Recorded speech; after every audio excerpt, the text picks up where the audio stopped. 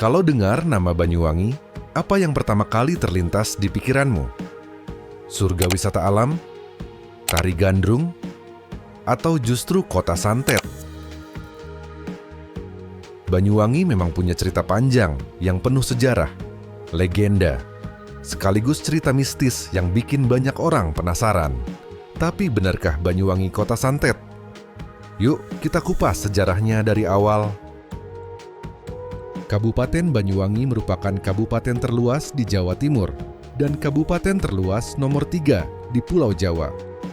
Letaknya berbatasan langsung dengan Selat Bali di timur, Samudra Hindia di selatan, Kabupaten Situbondo di utara, serta Kabupaten Jember dan Bondowoso di barat.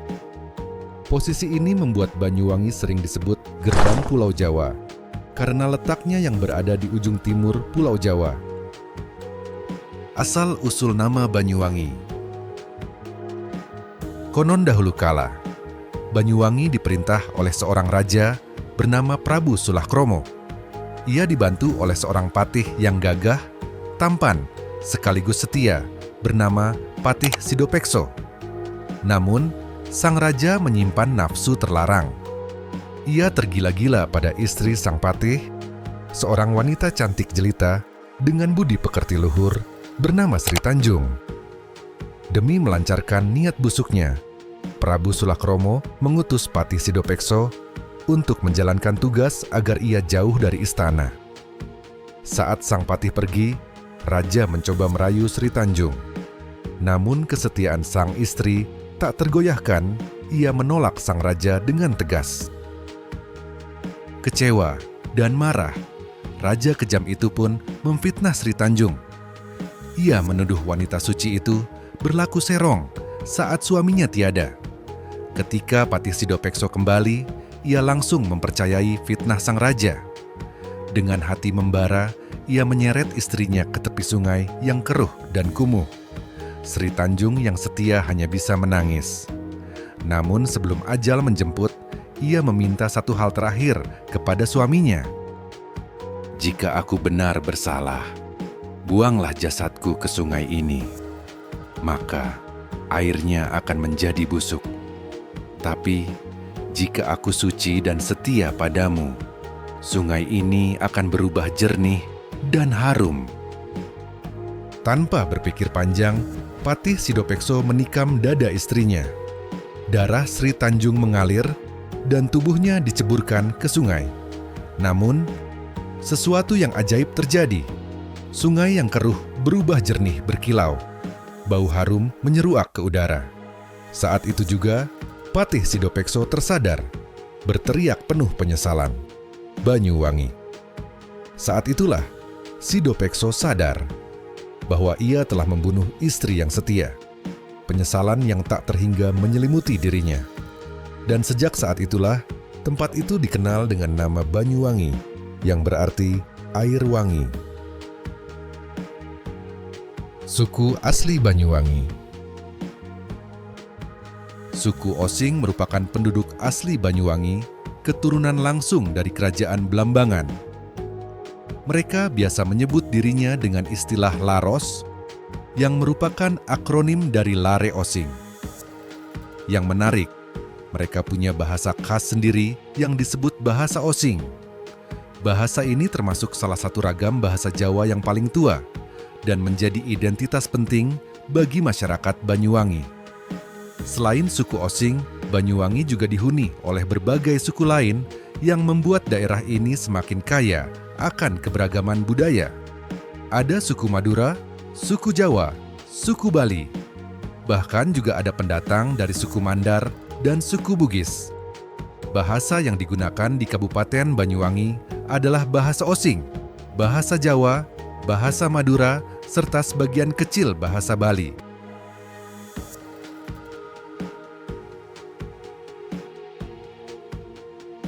Banyuwangi memiliki banyak julukan mulai dari Bumi Blambangan, Kota Osing, The Sunrise of Java, hingga Kota Gandrung yang identik dengan tarian tradisionalnya. Namun, ada satu julukan yang terdengar lebih kelam, bahkan menyeramkan, yaitu Kota Santet. Konon dulu ada sebuah ungkapan populer di masyarakat. Katanya, cukup Rp5.000 saja sudah bisa pesan santet. Lalu, bagaimana sebenarnya awal mula Banyuwangi mendapat sebutan sebagai kota santet? Perdukunan sudah mengakar dalam tradisi masyarakat Banyuwangi. Dukun tidak selalu berkonotasi negatif. Ada dukun pengobatan, dukun bayi, hingga dukun spiritual. Orang yang menjalankan ilmu ini disebut dukun santet. Tapi perlu dicatat, kemampuan mereka bukanlah warisan turun-temurun, melainkan sesuatu yang dipelajari dari orang lain. Menurut pemangku adat suku Osing di Banyuwangi, ada 4 kategori santet yang dikenal lewat istilah warna atau aura. Putih, berfungsi sebagai penyembuhan atau menetralisasi, digunakan untuk menyembuhkan korban atau menangkal ilmu negatif. Hitam, melambangkan hal-hal yang negatif atau berbahaya. Merah, terkait dengan kekebalan atau ilmu bela diri, bukan semata untuk mencelakai. Kuning, menggambarkan ilmu pengasih atau pengasihan.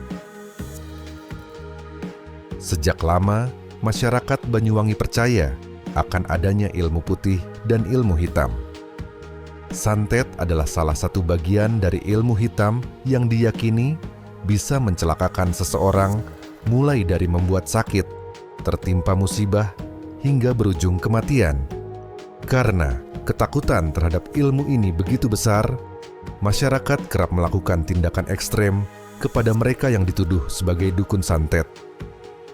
Ada yang diusir dari desa, rumahnya dirusak, bahkan sampai dibunuh. Tragedi Kelam tahun 1998. Julukan Kota Santet makin melekat setelah terjadinya tragedi besar pada tahun 1998 yang dikenal dengan pembantaian Dukun Santet. Dalam rentang Februari hingga September 1998, lebih dari 100 orang tewas di Banyuwangi. Mereka dituduh sebagai dukun santet. Ironisnya, banyak di antara korban ternyata bukanlah dukun santet, melainkan guru ngaji, penyembuh tradisional, dukun suwuk, bahkan tokoh masyarakat seperti ketua RT dan RW. Peristiwa ini bermula ketika Bupati Banyuwangi saat itu, Kolonel Polisi HT Purnomo Sidik, mengeluarkan radiogram yang meminta aparat mendata orang-orang yang diduga memiliki ilmu hitam. Namun, setelah pendataan dilakukan, yang terjadi justru pembantaian massal. Pelakunya bukan hanya warga sipil, tetapi juga muncul sosok misterius yang dikenal dengan sebutan ninja.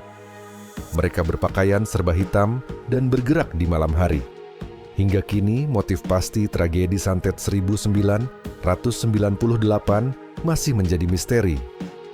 Ada yang mengaitkannya dengan krisis moneter yang melanda Indonesia kala itu. Krisis membuat banyak petani Banyuwangi semakin miskin. Sistem bagi hasil yang dulu 70-30 berubah menjadi 90-10, di mana petani hanya mendapat upah Rp5.000 per hari. Kondisi ini memicu kemarahan dan rasa tidak adil, hingga sebagian tuan tanah dituduh sebagai dukun santet, lalu dibunuh. Namun, sejumlah peneliti berpendapat lain. Menurut mereka, motif utama bukanlah ekonomi, melainkan dendam pribadi, iri hati, dan fitnah yang kemudian berkembang menjadi isu besar. Sejak peristiwa itu, nama Banyuwangi semakin identik dengan sebutan Kota Santet. Meski kini citra tersebut mulai bergeser ke arah positif dengan pariwisata, budaya, dan keindahan alamnya, bayangan tragedi kelam 1998 tetap menjadi bagian dari sejarah yang sulit dilupakan. Pertanyaannya, apakah santet benar-benar nyata? Atau hanya alat untuk melampiaskan amarah dan konflik sosial? Jawabannya masih menjadi misteri sampai hari ini. Perdukunan di Banyuwangi. Baru-baru ini muncul kelompok yang menarik perhatian publik, yaitu Perdunu, Persatuan Dukun Nusantara. Perdunu didirikan pada 3 Februari 2021 di Desa Sumberarum, Kecamatan Songgon, Kabupaten Banyuwangi. Persatuan ini diwujudkan untuk memperkenalkan pekerjaan dukun, paranormal, dan ilmu-ilmu gaib, serta melawan stigma buruk pekerjaan dukun di mata masyarakat. Syarat menjadi anggota Perdunu harus benar-benar memiliki kemampuan supranatural.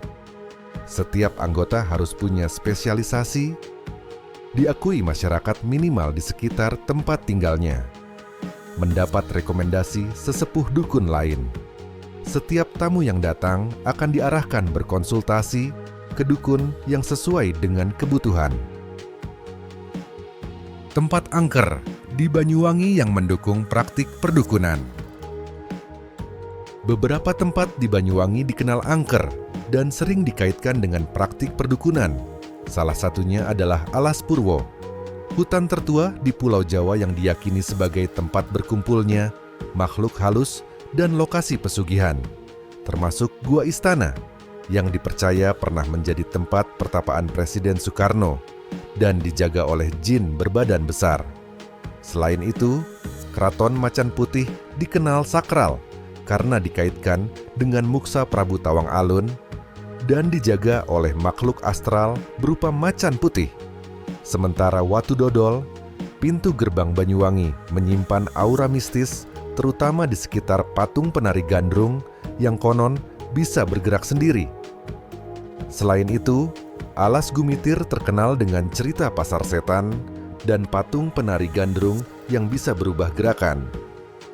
Banyuwangi, sebuah tempat dengan keindahan alam yang memukau, tapi juga menyimpan sejarah kelam dan cerita mistis.